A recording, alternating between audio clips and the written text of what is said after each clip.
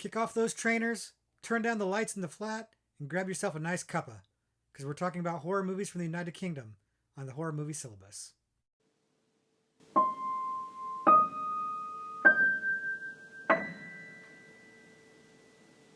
Hello, everybody. Welcome back to the Horror Movie Syllabus. My name is Professor Victor, and I'll be your host as we go through all of the essential, noteworthy, interesting, and downright notorious modern horror films. If you are new to the syllabus, I recommend you check out the introduction video. I've left a link to that in the description below. It'll give you a good idea of what the horror movie syllabus is about. But in short, what we do is we take a particular subgenre of horror and we look at 3 particular movies from that subgenre. Today, what we're looking at is movies from the United Kingdom. And it's a little bit of a tricky one because, frankly, we've looked at plenty of movies from the United Kingdom on the horror movie syllabus already. This is one of those subgenres that very much bleeds into other subgenres, as many of the regional subgenres do. Frankly, there's a lot of crossover, but it's a good opportunity to talk about some movies that we maybe couldn't fit into other subgenres by talking about them here based on their origin, their country of origin, and that's kind of what we're doing here. When it comes to United Kingdom horror movies or British horror movies, what we're really looking at are movies that are made by British people, starring British people, and or take place in Britain, basically British locales. That's how we're defining this because just because there's somebody with a British accent in there doesn't necessarily make it a UK horror movie. Just because it necessarily takes place in London doesn't necessarily make it a UK horror movie. And when I was looking at a lot of these movies and looking at their countries of origin, things like that, sometimes it was hard to distinguish. Is a movie, UK or is it American? The lines get blurred quite a bit.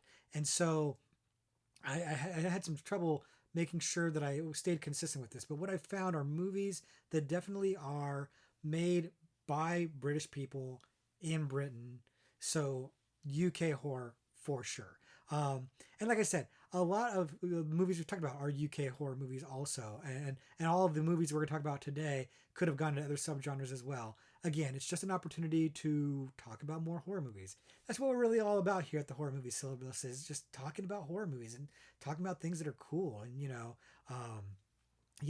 when I designed the syllabus, I gave myself opportunities to talk about more movies I enjoyed, and that's what we're going to do today. All the movies that we're going to talk about today are movies I like quite a bit.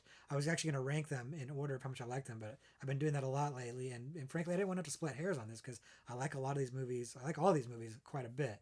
So the way we're ranking them today, and as usual, to be undergraduate, graduate, and postgraduate levels, but we're going to rank them in order of complexity, like how complex and thought provoking is the storyline. And we might be splitting hairs on that, but we're going to try to make that one work. So with that, let's go ahead and just jump right into these movies, UK horror.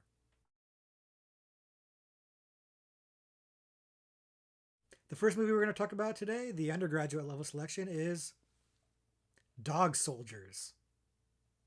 Dog Soldiers is a 2002 werewolf movie directed by Neil Marshall, and it is absolutely, positively fantastic, and it has a lot of fans. If you're not familiar with the movie, if you haven't seen it before, it follows a team of military men in North Wales who are on what they believe is a training exercise.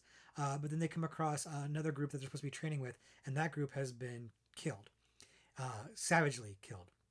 And they realize that not only are they in trouble by some sort of animal, which, spoiler alert, is a werewolf, but rather that they are also being duped as to why they're really out there.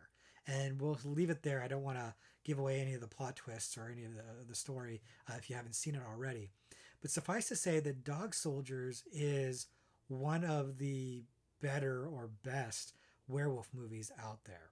Now, by and large, werewolf movies are there's a lot of garbage or if you will, rubbish out there when it comes to werewolf movies, and they can go in the bin. but Dog Soldiers is not one of them. Dog Soldiers is fantastic. Part of why it's fantastic is Neil Marshall directed it, and he's the director of The Descent, which we talked about recently on the Horror Movie Syllabus. It's one of my favorite horror movies. It's absolutely fantastic, and it's incredibly well directed. Now, I'm not going to lie to you, Dog Soldiers is not as good as The Descent, but that's splitting hairs because I think The Descent is incredible. Dog Soldiers is great. And part of another part of why I think it's great is because it's got some interesting characters. Like what you've got is a bunch of military men out there, and if I'm being honest with you, with their buzz cuts and everything like that, and they're all white guys, they kind of all look alike, but they do a pretty good job of giving them enough personality that you can distinguish between them. You kind of learn who they all are, and as a result, you kind of care about them, and so you get invested in the characters, and that's key, I think, to any good movie, especially any good horror movie where those characters are going to be put into peril. You need to care about them, or else you're not going to really emotionally connect with the movie.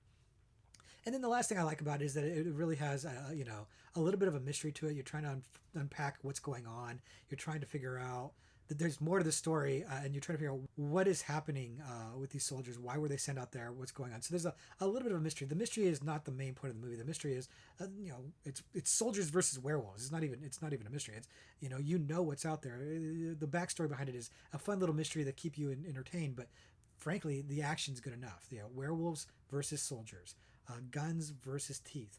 It's a lot of fun. It ratchets up the tension pretty well. It's not a high budget movie, and it doesn't need to be. It uses its setting really well. It's got great acting across the board. It's a really well made, fun movie. I don't think that Dog Soldiers was a huge hit, at least not here in America, but it definitely has its fans. It's been recognized as one of those sleeper great movies that people talk about. Like a lot of people have love for this movie, especially people who like werewolf movies. They tend to recognize this is one of the better ones. Now, obviously, I didn't put it in the werewolf subgenre. I put it here, and that's because when we talk about werewolves, the ones that made the syllabus were really really great, and this one just missed the cut. So I wanted to talk about it. I wanted it to be on the syllabus, and so I put it here. And so and I don't begrudge it at all because it is very UK. While UK movies, we're talking English, so Americans can understand it, but we're talking Wales, we're talking Scotland, we're talking some thick accents. So I'm not going to lie to you. Uh, Subtitles might help when it comes to Dog Soldiers. It might be easier to follow some of the dialogue if you go with the subtitles, especially because some of it's kind of witty, some of it's kind of cheeky humor, if you will, humor with a O-U-R. But it's a good movie. The tensions ratcheted up well. The effects are good. The werewolves look cool. They're really really cool. Like they're in shadow a lot, which probably helps because again it's not a high budget film, but they're shot well. Neil Marshall knows what he's doing, and I think that they come off scary and they look real and they look effective, and the action scenes work really really well. The scares, the jump scares, everything's on point here. I don't really have a problem or a flaw with Dog Soldiers. I know that they were looking at trying to franchise it out, and it never seemed to really happen. I know there was talk of a sequel. I don't think that sequel ever happened. I looked into a little bit. I didn't see a sequel. If there is, let me know in the comments because I would definitely be interested in a sequel, especially if Neil Marshall was doing it. But honestly, leave it alone. It's fine where it is. I like this being a kind of a classic werewolf movie on its own, and I do think it does a great representation of the UK, both in terms of the characters, the way they talk, the things they talk about, things like football, um, things like tea and stuff like that. They have your British tropes in there, but also just the scenery, the Wales countryside, the woods, gorgeous, absolutely gorgeous, really well shot movie. So if you haven't seen Dog Soldiers and if you like werewolves, you gotta see Dog Soldiers. But even if you're not the biggest werewolf fan, it's just a good movie. It's a good ride. It's a good horror film. So by all means, check out Dog Soldiers if you haven't, and if you have, let us know what you think in the comments. But Dog Soldiers, I've got a lot of love for this movie. The next movie we're going to talk about today, the graduate level selection, is Attack the Block. Attack the Block came out in 2011 and was something of a big hit in terms of buzz and in terms of reputation. People pretty much flipped out for this movie when it hit stateside. People really were talking about it. It had a lot of buzz behind it, and I was late to the game, but more on that in a second. If you're not familiar with Attack the Block, it's the story of a woman who lives in South London and gets accosted by a group of street thugs, young kids, and then they're interrupted by the presence of aliens crash landing on Earth, and they wind up having to protect their block against the threat of these aliens. And we'll leave it there because, again, as usual, we don't like to talk too much about the plot and spoil things. But It was a surprise hit for a reason. The movie's great. The movie is a tremendous amount of fun. Uh, it's not the highest budget movie in the world. It doesn't look bad by any stretch of the imagination, but it's a little bit of a low budget affair, and they make it work for themselves.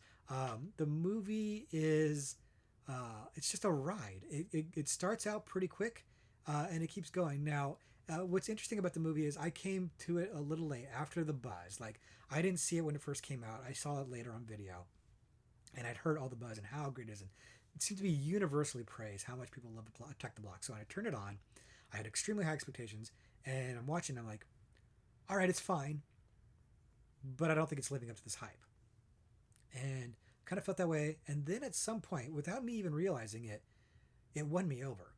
And I didn't even realize when it happened. It just, at some point, I realized I was really into the movie, really invested in it, having a really good time. And by the time it was over, I was like, that was a blast. I had a great time. I really love that movie. It's fantastic. So it snuck up on me a little bit. It snuck up on me, even though everybody had praised it and raved about it. It started out, it's not that it starts out slow. It doesn't start out slow at all. It's not a slow movie. It's just that I felt like, okay, I don't see what the big deal is about this movie. It's got, some pretty mediocre designs for the aliens, and the story is not particularly deep. So I wasn't sure what the hype was about, but then as it went on, I just wound up being caught up in it, and it just won me over. And I think the way it won me over is by the characters. So, like I said, it's a group of street thugs and this woman who they try to mug at the beginning of the movie, who's, I think she's a nurse. And they wind up forming this, unlikely alliance against these aliens. And part of what wins you over is that these street thugs, at first, they seem pretty reprehensible. But as the evening goes on and you spend the time with them, they are incredibly charming, likable kids. They're kids. They're like, teenagers, like 15 years old. And at first, they're presented as very scary. But then, as you get to know them, they just kind of become kind of lovable. It's shocking. You wouldn't think it would be the case, but you wind up rooting for these kids, loving these kids, and really, enjoying the partnership between them and the nurse as they fight off these aliens. It's a lot of fun in large part, because of these kids, these street thugs. And then it's worth noting, by the way, a couple of the actors are very noteworthy in the movie. In particular, John Boyega is the leader of the Street Thugs, who is, of course, Finn from the Star Wars movies. And as you know, I'm a big Star Wars fan, so I was happy to see Finn there in his element. Just charming as all get out. I remember John Boyega being the one everybody had a lot of buzz about when he got cast in Star Wars. Everybody's like, "Oh, it's the guy from Attack the Block," and I understand why now, because he owns every scene he's in. He's just got so much charisma and charm and menace too. He's very menacing in the movie, and yet also really charming and likable in the movie too. Not an easy thing to pull off, but he pulls it off well. It's also got everybody's favorite Brit, Nick Frost from Shaun of the Dead and some of the other Edgar Wright movies. Everybody loves Nick Frost. He's always a good time. He's always fun, and he's fun here. But all of the actors in the movie are bringing it. All of the actors are delivering great performances, likability, charm. It's fun, it's funny, but it's not overly funny. It's still got some scares to it. It's not a scary movie, but it's got some good tension, and it's got some good scary moments. It's got a little bit of gore in it, but it's mostly just fun and funny. These characters are funny. They got good quips. They like to rip on each other, and it's a good time. Like I said, the special effects aren't necessarily top notch or anything like that, but it won't matter because you'll be having fun. You'll be invested in the characters. Like I said, even the story is not that enveloping, not that engrossing. It's the characters that'll get you. Now, I said I ordered these movies in level of complexity, and the reason why this got the edge over Dog Soldiers is because while it sounds on the surface very straightforward, what's interesting about it is what's underneath the surface. This class diversity issue. In the movie starts out that the nurse is getting mugged by these street thugs.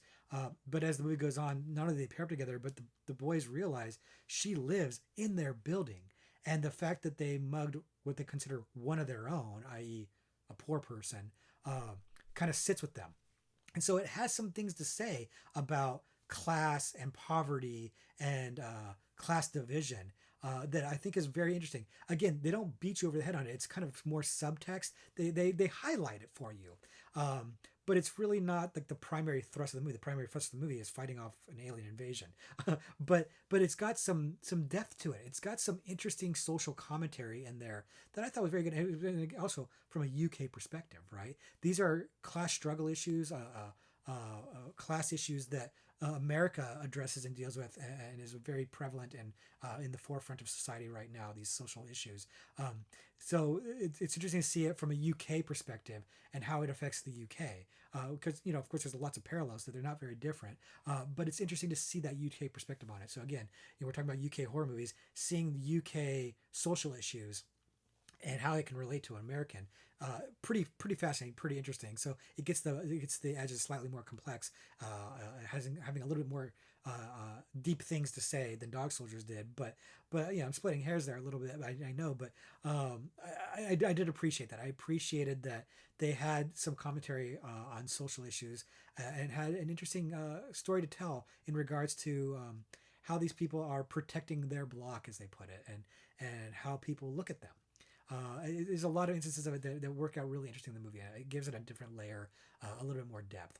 But no matter what, it's a fun ride. If you haven't seen it, definitely check it out. It fully lives up to the hype. It's a great ride. And if you have seen it, tell everybody why they should check it out, because I'd be surprised if you've seen this movie and didn't enjoy it. Maybe you think it doesn't quite live up to all the hype, doesn't deserve as much hype and praise as it got.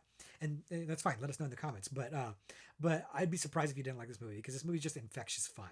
It's a tremendously good ride with great characters, an enjoyable way to spend your time.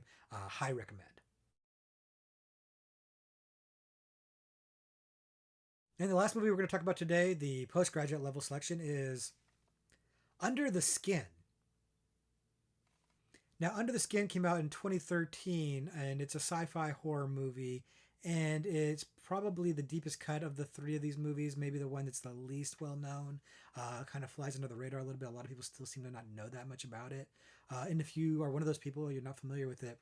The movie stars Scarlett Johansson as an alien who preys on men in Scotland. She lures them in with her sexuality, and then preys on them.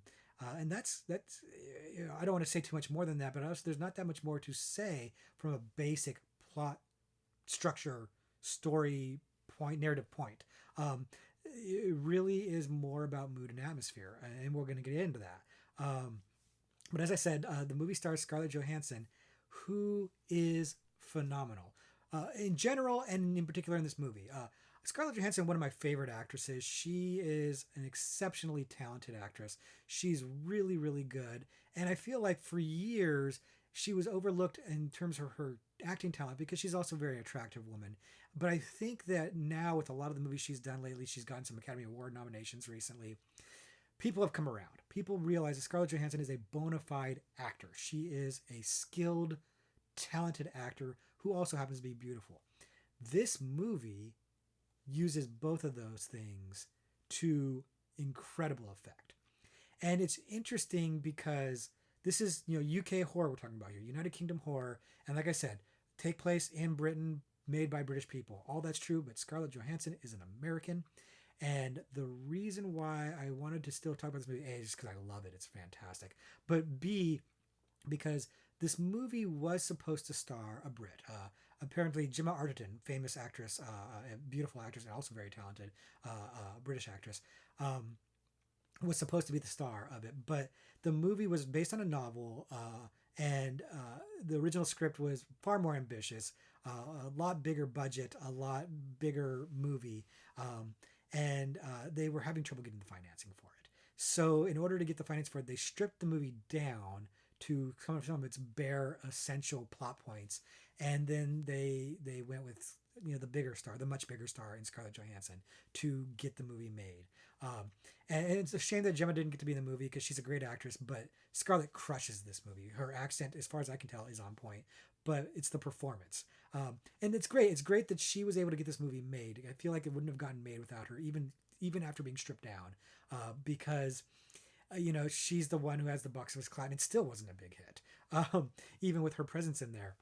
And it's a shame, but she gives it her all in this movie. And if you've ever found Scarlett Johansson to maybe, if you're not a fan of hers, if you've maybe found her a little off-putting or a little strange, this movie might really work for you, because she's using those aspects of her persona and her personality and her image to her advantage. She gives this really incredible, bizarre performance as this alien who doesn't exactly relate to humanity at all. but she's wearing a human skin, basically, right? And she's so detached and quizzical and analytical and cold in this movie, which works exactly right for the role. And it's unsettling. It's a big reason why the movie is a horror movie and why it's so creepy and effective. The mood is fantastic, and it's a large part because of Scarlett giving an incredible, mind blowing performance. Another noteworthy part of that performance is that, as I said in the description, she is luring men in to be her prey, to kill them, and she's luring them in with promises of sex. Basically, they're attracted to her. She's an attractive woman. She's enticing them in, and that's played up in the movie. Her sexuality is played up, and there's even nude scenes. Scarlett Johansson doing full frontal nudity in this movie. And there's a lot of you probably have no idea that Scarlett Johansson did full frontal nudity in a movie before. And it's in this movie. And I think there's a reason why. Is because, Scarlett Johansson, again, beautiful woman, and she's naked in this movie. And you would think that would be a big buzz and big box office and everything. And it never was. And I think it's because it's not sexy. And it's not sexy because of what's happening. It's sexy. It's not sexy because the character is so detached. She's so removed and alien in this skin that you're not really turned on as she sits there staring at her own body in the mirror. That's what the scene is. It's cold and analytical and strange and other and not hot or sexy at all. And as a result, I don't think that scene has become legendary for people who like this, the nudity in movies or seeing famous actresses nude or whatever. It doesn't have like the Phoebe Cates and Fast Times at Ridgemont High lore around it. And I think it's because it's not played for sex appeal. It's played for part of the plot. It's played for, developing this character and her detachment and her struggle to understand what it is she's feeling and going through. It's absolutely fantastic. It's a fantastic scene, well acted. And again, Scarlett Johansson, brave performance doing this. She just went all out trying to make this movie happen and trying to make this movie as good as it could possibly be. And I feel like she nailed it in all respects. And I have nothing but praise and respect for her performance. I think it's absolutely fantastic. The interesting thing about it is she's an incredibly talented actress, but most of the people around her are not. And I don't mean they're bad. I mean they're not actors. They got a lot of regular folk to be in this movie. They filmed on location, and what they would do is they would have Scarlett Johansson going out there trying to lure people into this van, and they'd have hidden cameras set up to film them. And then once they, cooperate with her, they'd let them know what was going on, get the permission to film them, etc. And as a result, you get some very natural performances, and it's hysterical. You're thinking, why don't they realize that's Scarlett Johansson? And by and large, when people were asked about this, they'd say that they just it never occurred to them that it would be Scarlett Johansson because they would never assume that Scarlett Johansson would be in a van in Scotland trying to pick up dudes. And you know what? Yeah, they're right. I would never in a million years think that would be the case. And so it worked. It worked really well. And it's fascinating to see these interactions. And they're kind of awkward and strange, but very authentic and real. It's a brilliant choice by the director and very effective and probably also very cost effective as well. But it works really, really well. It adds to this otherworldliness, this unsettlingness about the movie. It really just enhances that. There's one man in particular who's disfigured and has a plot point about that, and they got a real man to volunteer to do this, and he helped craft the scene and talking about like how he would be, how she could woo him, how she could get him to get in that van. It was fascinating. It winds up working out really, really well in the movie. It's a brilliant, brilliant movie, and I put it here as the most complex of the movies because narratively it's very thin, simple plot, but thematically there's a lot of stuff going on there, and you'll watch this movie and probably still wonder like, what the hell did I just watch? What is this about exactly? What is going on here? Because it's not going to spoon feed it to you. It's not going to give you exposition and summary to explain the alien and what their what the plan is and what their purpose is and what's going on. It's not going to spoon feed any of that to you. It's going to give you the events and some incredible imagery, some absolutely gorgeous shots, some absolutely mind-blowing, strange, sci-fi, horrific shots that are very effective. But that's what it's going to give you. And it's going to let you interpret the rest. It's very like Lynchian in that sense. It very much has like this dreamlike quality to it where it's saying, here's this art, here's these images. do with them what you will. Interpret them however you want to interpret them. And I love that. I love that it lets you, as the audience member, as the viewer, interpret it for yourself and bring your own thoughts and your own feelings to it, because I feel like it's really trying to evoke some sort of feeling from you and tap into something maybe kind of primal or emotional more than it is trying to tell you a straightforward story.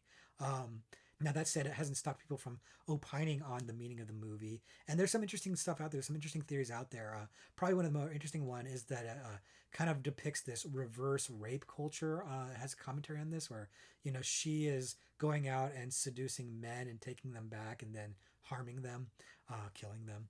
And that's an interesting take on it. It's an interesting idea. The notion that, women, by and large, always have that fear of rape in the back of their head. They're always perpetually, um, at risk of being victimized.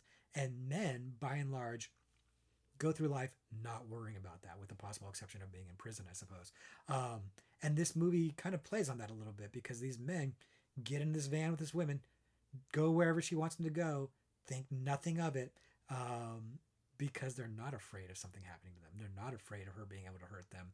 They don't live in fear. They don't live with the potential of being a victim. That's not in the forefront of their minds. And that's an interesting take on it. I don't think that's necessarily what the movie's trying to hammer home, but I think it's interesting that somebody was able to get that out of it. And I definitely think it's there. I definitely think that you can have that reading of the movie for sure. I think that that is an interesting read of the movie and gives it a lot of depth. And I think that's just one aspect of it that you could go into. There's other theories or other interpretations of it, readings of it that you could go with.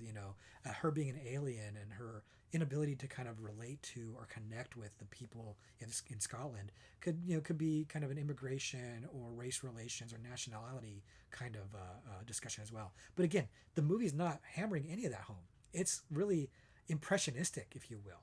It's kind of telling this dreamlike, strange story that it's not going to explain to you, and letting you bring your own issues or your own ideas or your own emotions to it. And I think that's fascinating. I think it's really, really neat, for lack of a better word. It's a neat way to make a movie and let the audience kind of just experience it and then fill in the blanks, if you will, fill in the meaning behind it on their own. I think that's a fine artistic endeavor. And I think they did a great job with this movie. I wish this movie was more famous than it is. I wish more people would have seen it. It's not for everybody, though. It's not a fast-paced movie, and like I said, it's a challenging movie. It's not going to spell things out for you. It's, as my friend likes to say, it's not for the NCIS crowd. It's not going to wrap everything up nicely at the end and give you an explanation and a motive and everything like that. It's impressionistic. It's dreamlike. It's a complex movie, even though it's a very simple movie. It's the best way I can explain it. So if you do have thoughts on Under the Skin, if you've seen it before and you have some thoughts on it, please share them in the comments below. I'm curious to see if other people like it as much as I do, or if people found it kind of incomprehensible, if people found it boring. I could see that being the case. But I'd like to hear your thoughts on that if you've seen it. And if you haven't seen it, I think I've given you a pretty good idea of what to expect. So, kind of use your judgment as to whether or not you think this would be a movie that's for you. But if you think it is and you wind up checking it out, come back and let us know in the comments what you thought of it. Let me know, because I'd like to know if I did a good job of explaining it and in selling it, because I would like everybody to see this movie. I recognize that not everybody's going to enjoy it, but I wish everybody would see it, because I think it's a work of art. I think it's maybe Scarlett Johansson's best performance, which I think is saying something, and I think it's an incredibly well-made, clever movie. It was a labor of love by the filmmakers and the actress, and I think that shows, and I'm very impressed with it, and I love it. I absolutely love it. So please check it out if you haven't. So those were our three picks for the United Kingdom horror subgenre, but we've got a few extra credit movies because there are a lot of great UK movies out there, a lot of great British movies. We've talked about some of them before, like I said, but here's a few extra credit ones for you. The first one I'm going to mention is a movie called Gwen. And Gwen came out pretty recently in 2018. And it's the story of a young girl who lives with her mother and her little sister on a farm on the countryside. And her father's away, and they're waiting for him to come back. And meanwhile, the local quarry wants their land, and they're trying to intimidate them into selling that land. Meanwhile, strange going-ons are happening in the village, in the countryside, and to say anything more than that would probably spoil the movie a little bit, and I don't want to do that, of course, because I think it's definitely worth seeing. I would say this movie is very similar in tone and theme to The Witch, which we've talked about not too long ago on the horror movie syllabus. And if you liked that movie, I think there's a pretty good chance that you would like this movie too. Now, this movie, I'll admit, is inferior to The Witch. The Witch is a work of art, it's a masterpiece. This movie, not so much a masterpiece, but it's good. But it's a slow movie. It's a slow movie, but I found it to be a compelling movie. I found it to be worth the wait. I felt like it paid off pretty well. I thought that the ending was good, even though it took a little while to get going. And the movie's a little bit of a frustrating movie in that sense too. There's some stuff in there that it just kind of, make you ball up your fist and shake it. It's frustrating. And there's some reality in this movie that kind of comes in. It's kind of a tough watch in that sense.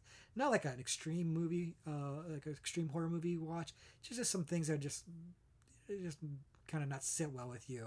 I felt, I don't want to spoil them, of course, but overall, I'd just say the movie's really bleak. Is I guess what I'd say. Like, while I felt like it paid off in the sense of it wound up being a really good movie, and the ending was good, and it didn't end the way I thought it was going to end, and I thought that it really delivered on that.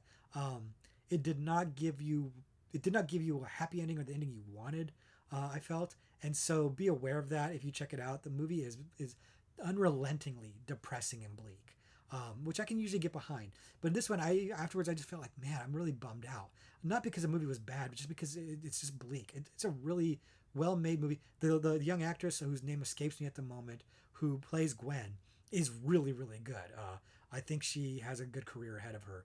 But across the board, I think the acting is good. The tone of the movie, the mood, is really good. It's beautiful. The countryside is gorgeous. There's a lot to like about this movie, but maybe watch something happy afterwards because it's pretty bleak. It's pretty depressing. The second extra credit movie I'm going to mention today is called The Hole. And The Hole came out in 2001, and not to be confused with several other movies called The Hole. This is a movie that stars Thora Birch and Keira Knightley, and it's about these two girls and their two classmate boys who go down into a bomb shelter rather than go on a school field trip, and they get stuck in there, and it's a matter of like they can't get out, and they're kind of starting to turn on each other, and it's all told in flashback, trying to piece together what happened, and it's told from different people's points of view, which is the big crux to what makes the movie interesting. And that's all I'll say because I don't want to spoil it, of course. But the movie is really good in my mind. I really liked this movie when I saw it. And I still really like the movie. But when I did some research for it, I found that I'm kind of in the minority. A lot of people don't like this movie. They feel like it's kind of a mess. And they might not be wrong on that. One person compared this to like a poor man's Rashomon. If you've ever seen that movie by Akira Kurosawa, the idea of a crime that takes place and different people have different interpretations. Everybody tells the same story from their point of view and it seems differently. They kind of do that here to much less effective effect. This movie is not Rashomon. Let me just say that right now. But I did really, really like it. And in part because I like the actresses. I like Thora Birch and I like Keira Knightley. I like Keira Knightley quite a bit, actually. Now, Thora Birch is interesting because, again, American, but she was coming off of American Beauty at the time, which, of course, was a big Oscar caliber movie, and she got a lot of hype. She was like a big hot actress at the time, and I know a lot of people felt like she maybe was a little miscast for the role. I don't agree. I think she actually pulled off the role quite well, but that's what a lot of people say, and I can kind of see where they're coming from. I don't agree with it, but I can kind of see where they're coming from. Most people seem to agree, though, that Keira Knightley is a revelation in the movie. She's fantastic in it. It's one of her first starring roles, if not her very first starring role. And she is absolutely great. She's not the lead. She's the secondary character, but she's very memorable in the movie. She gives a very good performance. And I remember her standing out to me when I saw the movie. I'm like, this woman is fascinating. Or this girl. She was a girl, this girl's fascinating. And, of course, she's gone on to have a very good career. Whereas Thora Birch's career hasn't really gone as well. I don't know why that is. I know she supposedly took some time off, I think, to have kids or something like that, but Thora Birch has not had the career that Keira Knightley has, and maybe people might argue that she's not as talented, but Thor Birch for a while there was really really good and really really hot, like a really hot commodity, and kind of has disappeared. But Keira Knightley has gone on. But suffice to say, I like this movie in small part because the actors are really good in it. There's a really good cast, and also I like the twisty mystery of it. I like the premise of these kids getting locked in this bunker and then kind of turning on each other. It's kind of got that paranoia aspect of it. It's kind of got that, like The Thing or movies like that where you're kind of wondering who did what and nobody trusts anybody and stuff like that. I like that aspect of it, and I like the storytelling, the Rashomon style, if you will, storytelling aspect of seeing it from different points of view, trying to figure out what's going on. I enjoyed this movie quite a bit. I don't want to oversell it. I don't think the movie is like, the most fantastic thing ever, but if you enjoy like a good mystery movie, if you enjoy those actresses, I think it's worth your time. Like I said, not everybody likes it. It's in fact more people dislike it than like it. So be forewarned if you decide to go watch it. But if you do check it out, let me know what you think. And of course, if you've seen it, did you hate it like most people? Or do you, like me, think it's pretty good? Did you have a good time with it? I actually enjoy it quite a bit. I find it to be a memorable ride. I enjoy it. Let me know what you think in the comments. And our last extra credit movie today, but certainly not least, is Saint Maud. And Saint Maud came out pretty recently as well, 2019. And this movie had a ton of buzz when it came out. Everybody was raving about Saint Maud. Everybody was talking about on social media. Saint Maud was the thing, and I intentionally let that die down a little bit before I watched it because I wanted to kind of not get caught up in the buzz and just kind of see it for what it was and kind of give it a fair shake on its own and hopefully not go with too high of expectations. And I'm glad I did because I don't think the movie was quite living up to the buzz until I was done with it. And more on that in a second. But if you're not familiar with it, Saint Maud is the story of a nurse who is giving home hospice care to a terminally ill woman and the relationship they're having. And the nurse is newly devout to the extreme. Saint Maud could have gone into our religion subgenre very easily. Probably belongs there very well. But of course, it fits very nicely here in the UK horror movies. And it's a late addition to the horror movie syllabus. I had to kind of shoehorn it in a little bit because it deserved it. It deserved it in part because, again, it had a lot of notoriety when it came out, got a lot of buzz, got a lot of accolades, a lot of critical acclaim.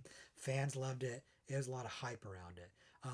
And I'll be honest with you, when you watch it, when I watched it, it started out fine. It was compelling. It was good. Acting, really, really good. Well made, really well shot. Great pacing, great mood. All good, but just like the buzz was effusive for this. I don't know. But by the time it ended, and it ends great, by the way, I loved it. I was on board. I was definitely like, yes, good, go for it. I'm on board. I endorse the praise for this movie because well, it's hard to say without spoiling things too much, but I just felt like that ending was just such a great, great kind of gut punch, slap face ending, and it felt like a massive payoff for the movie. But even before that, I got really invested in the character of Maud. I really liked her. I really thought she was fascinating. I felt for her. You could see she had troubles, she had issues, and I really connected with the character, even though at some point you're supposed to disconnect with that character, and I think that's intentional. You connect with the character and then they start disconnecting you from the character. It's a weird ride, man. It's hard to compare this movie to anything else. It's really kind of its own wild ride, and like I said, it's slow, but it's a slow burn that I felt paid off in spades. So I definitely would recommend Saint Maud, with the caveat that I think not everybody would be for it. Not everybody's going to be into it. And sure enough, while I had a ton of hype around it, a lot of praise, there are its detractors. They're not that vocal. I think by and large, the overall response for Saint Maud is overwhelmingly positive. But there are people that don't like it. It's not for everybody. And when you see it, you can understand why. It's not going to be for everybody. There's some weird stuff in this movie that is, I won't go as far as say like trigger warning type stuff, not triggering anything like that so much as it's just like off-putting or just strange, hard for people to, get into. I don't know. Again, I don't want to spoil the movie, so it's hard to give specifics. Suffice to say that it's not for everybody. Some people might just find it a little too slow to get into. Some people might find some of the subject matter to be a little too odd or off-putting or whatever. And some people just might not feel it's worth the ride. I do. I feel like it's worth it. I think it pays off. I think it's great. I'm really glad I watched it. So much so that I again I had to try to find a way to get it onto the syllabus, which was no easy feat because the syllabus is pretty much tight right now. And so, it was a while back that I squeezed it on, but you know what I mean. Like, the syllabus was kind of done when I saw it, and I was like, oh, I really want to put this on the syllabus, and it's hard to do. So that's how much I liked it, is that I squeezed it on the syllabus. So if that's any kind of endorsement or indication of its quality, there you go. But Saint Maud, it's worth the hype. So that's gonna do it today for our United Kingdom British horror movies. And as I said, like the British horror permeates the syllabus. It's all over the place because there are so many great movies that are coming out of the UK that have from for ages, even before the scope of the syllabus. But if I didn't talk about something here and you haven't seen it on the syllabus already, by all means, leave it in the comments below. We enjoyed these recommendations. I enjoyed the recommendations. So if you've got some British horror that I need to be checking out or that the rest of us need to be checking out, leave it in the comments for us to talk about because I really think that we all benefit from these recommendations. And I don't want to give anything away, but those recommendations you've been leaving might be leading to some future content in the future for the horror movie syllabus. So stay tuned for that. That'll be a little ways down the road, but we'll talk about that in a future video. For now, I just want to say thanks for hanging out with me and talking about these awesome movies. I hope you give a few of them a try if you haven't checked them out in the past. And until next time, class dismissed.